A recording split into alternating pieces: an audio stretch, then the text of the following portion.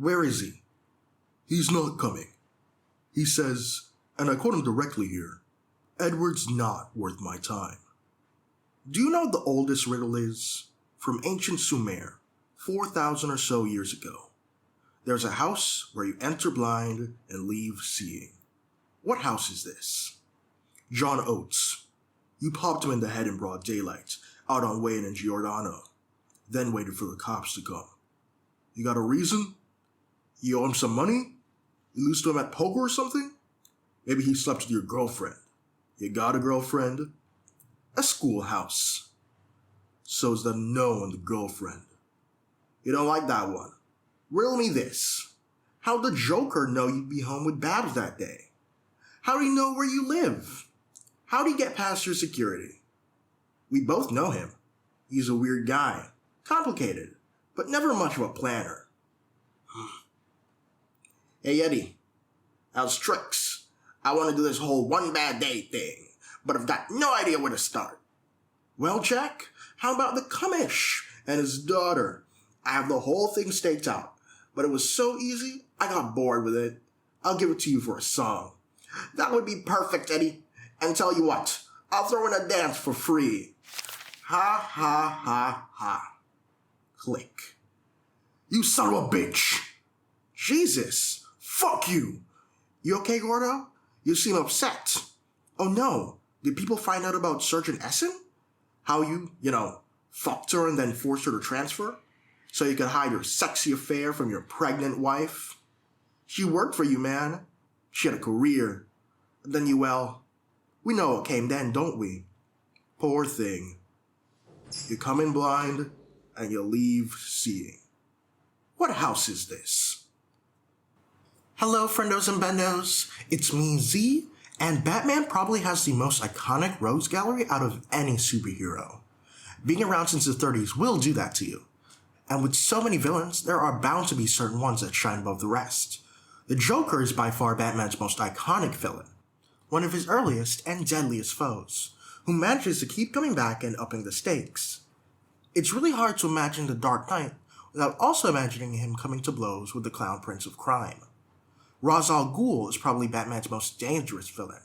He's an immortal who leads a worldwide group of assassins and has access to limitless resources. He also trained Bruce and is also the grandfather of Damian Wayne, both of which will tie him forever to the Bat family. Bane is probably Batman's most committed villain, a man whose entire life seemingly revolves around how much he loathes Batman. I'm not even talking stuff like breaking Batman's back or killing Alfred. I'm talking petty shit, like making Catwoman's sister convince Catwoman to not marry Bruce, just so he feels even fucking worse when Bane does all the other shit he does to take over Gotham. Like, he's not Black Manta or Reverse Flash level hating, but he's definitely up there. But you know what's crazy? Even though those three villains are great, in my opinion, they're not Batman's best one. For me, that's easily the Riddler. Edward Nygma is a character like none other in my eye.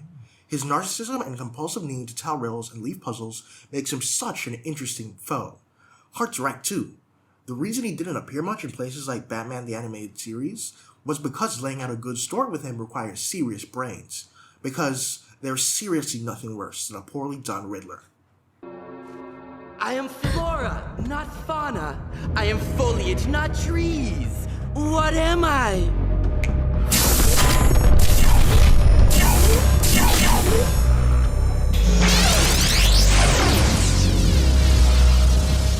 Come on, you can get this. I am shrubbery, not grass. What am I? I am bush. This is the most obnoxious thing I've ever experienced in my life. But you don't want me to just say Riddler is the best Batman villain. You want evidence. Well, here you go. Some comics that cemented Riddler in my eye as the absolute GOAT. The One Bad Day series was a set of one-shot stories centering around different Batman villains. It was meant to give them their own iconic tales. Essentially, it was, what if Batman's other villains got their own version of the Killing Joke? Batman One Bad Day, The Riddler, was written by Tom King with art by Mitch Gerads, and it is a downright fantastic book. The premise is simple, a murder mystery involving the Riddler. What's the mystery? The Riddler shoots a man in broad daylight. There is no riddle. Batman has to uncover why. The Riddler's defining trait has always been his extreme compulsion to leave riddles at the scene of his crimes. It's something that he can't stop, a disorder he's gotten as a result of his abusive childhood. And the only thing as strong as his compulsion is his need to be the smartest person in the room. This, surprise surprise, also stems from his childhood. And this book explores that. Riddler's backstory is updated to showcase how he became who he is today. We see the kind of abuse his father puts him through. We see how he self-doubts, how he searches for answers in such a cruel world. Edward is a smart kid, and his dad knows he's smart, but he still can't love his own son apparently. The abuse is made worse by the fact that he sees him both at home and at school, since his dad is the principal. One of Edward's teachers has this thing where he puts a riddle at the end of every test. It's a showcase about the reality of life, that there's more to it than just studying and trying to be the best, that life is full of riddles, and you can't have the answer to everything every time. Edward can't accept this. He just can't. He gets every question on the test right, except the riddles. It's impossible for him to think outside the box. How can there be more to life than studying and getting everything right? And his father makes it worse. He keeps beating him for never getting 100%. And so, he cheats. Edward snoops around and finds the answer sheet for the riddles the teacher uses, and he finally begins to get perfect scores. Until one day, he doesn't. The teacher caught on to Edward's cheating and swapped around the riddles. Edward gave the answer to the riddle that would have appeared that day, not even deciding to read the actual riddle. Edward and his teacher talk. He says that he's disappointed in Edward, that he's going to have to tell his father, and Edward snaps. He can't handle it. He grabs his teacher by the hair and he slams and slams and slams and slams and Edward's first of many violent crimes. In the present, Batman investigates. Meanwhile, the Riddler, even in Arkham, is causing mayhem. Killing guards and prisoners left and right. It turns out that the Riddler has dirt on everyone, information about every single guard's family, and he says that he'll kill them all if he doesn't get to talk to the Batman. Batman and Riddler meet in a basketball court, and the Riddler explains that he's done playing these games. He no longer wants to test his wits against Batman. He's already won. He knows Batman will never kill him, meaning the Riddler will never truly lose. Riddler tells Batman that with this realization, he's doing one final test. He knows Batman is Bruce Wayne. He knows the identities of all the Batgirls and all the Robins. He has dirt on every officer in Gotham. He's going to build his criminal empire, and he'll kill a random person in Gotham if Batman or anyone else touches him ever again. The only way to stop Riddler is to kill him. He gives Batman the address he'll stay at for the foreseeable future, and he leaves. Riddler thinks he's won. He knows Batman will never kill him. And if he can't stop him without killing him, then what is Batman supposed to do? It's the ultimate riddle. And the last 2 pages are some of the most chilling stuff I've ever seen in a Batman book. You know, Gordon, he's hearing all of this right now. There's a small broadcasting device in that gargoyle over there. It helps him keep track of what we're planning. It's all very smart. That's how he wins, by being very smart. Smart enough to know that I have a weakness for mercy. A weakness that leads to a weakness he has been exploiting these last months. But it took me some time to see this on that court. He showed me that being smart can be its own weakness, that you can get lost in your own assumptions. You see, I was smart. I assumed he was who he was. He tells a riddle, you solve it, case closed. I assumed he couldn't question himself, that he couldn't change, that he would never let go of the reins holding him back. That was my mistake, thinking I knew him, assuming there was no limit to his fun. I was smart, and I was a fool, just like him. You see, now, in his room by himself, he is making the same smart mistake I did. He assumes that I can't change, that I can't question myself, that I cannot let go of my own reins. that there is no limit to my mercy. And he assumes that this isn't a recording, that I'm actually on this rooftop, actually saying these things. Riddle me this, Edward. Though we meet but once, you know me forever thereafter. What am I? And the screen goes black. Now obviously, with that ending, the book is not canon.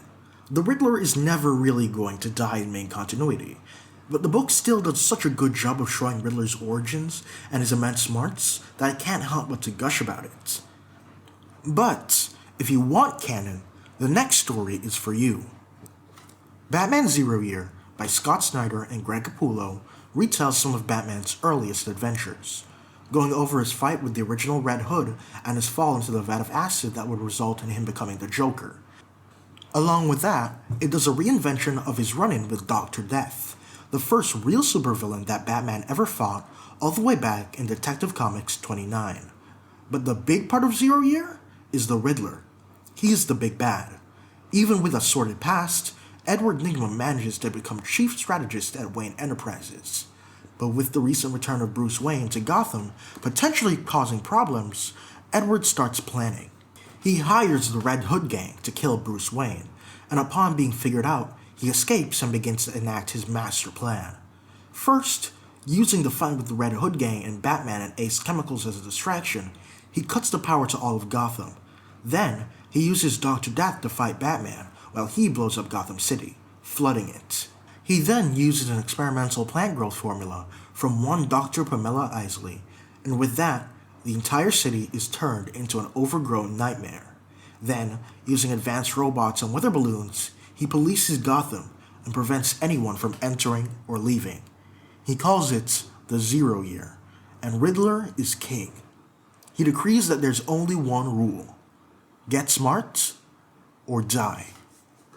Riddler says that if anyone can outwit him, give him a riddle he cannot solve, then he'll free the city. If he's able to solve your riddle, then he'll simply have you killed. But no one is willing to challenge him. No one except the Batman. So, what masterful, genius riddle does Batman concoct? None. He just roasts the Riddler. And Batman is an expert roaster. Cue the Deathstroke panel. So, Riddler feeds him to the lions, and Batman kicks their asses. Obviously, he's Batman. And this is all a distraction from his real goal, giving Lucius Fox time to track down Riddler's signal. And when Batman escapes and gets the signal's origin, turns out Riddler knew he was going to do that. The Riddler wasn't actually there, just robot guards. And so Batman has to look for a pattern within the signal, a pattern that leads him to Gotham Museum, the Riddler's true location. After getting absolutely mollywopped, both mentally and physically, Riddler reveals his chest. A node is there. He says it's connected to both his heartbeats and Gotham's electrical grid. If it's removed from his chest, then it'll send a signal that will shut down electricity in Gotham forever, unless someone attaches it to their own chest soon after, and sends 1,000 volts through it. But of course, you need a death wish to do that. Nobody's crazy enough. Except, Batman. Batman attaches it to his chest and sends 1,000 volts directly to his heart. And he lives, saving Gotham and getting the Riddler to Arkham. Both of these stories showcase Riddler as a massive threat. They showcase his compulsions, his intelligence, his cunning, his murderous appetite. But they also showcase what Riddler and Batman have that a good hero and a villain always need: a good dichotomy. The reason Riddler loses to Batman is never truly about smarts and wit. It's about will. Riddler thinks he'll always win because of his logic, but look at it. Riddler thinks if pushed to his limit, Batman won't kill. Riddler thinks if pushed to his limit, Batman won't endanger his own life. Riddler is a person incapable of pushing past structure. Every riddle has an answer, and if he knows every answer to every riddle, then he can't be beat. But people aren't riddles. They're unpredictable. And Batman, the ultimate human, is the ultimate unpredictable factor. In almost every Riddler story, he thinks he has Batman down for the count, and at the very end, Batman wins because Nima is unable to think outside of the box. Life isn't always questions and answers. It's never just black and white. There's always going to be the unexpected. That's the meaning of the Riddler versus Batman, and that's why he's my favorite Batman villain. Oh, also, he's just a giant piece of shit asshole. Like, he is the worst person ever. He is so annoying, and we love him for that. Anyway, that was it for the video, friendos and bendos. It's been me, Z. Make sure to, comment and like and subscribe and all of that, and I'll see you next time. Bye.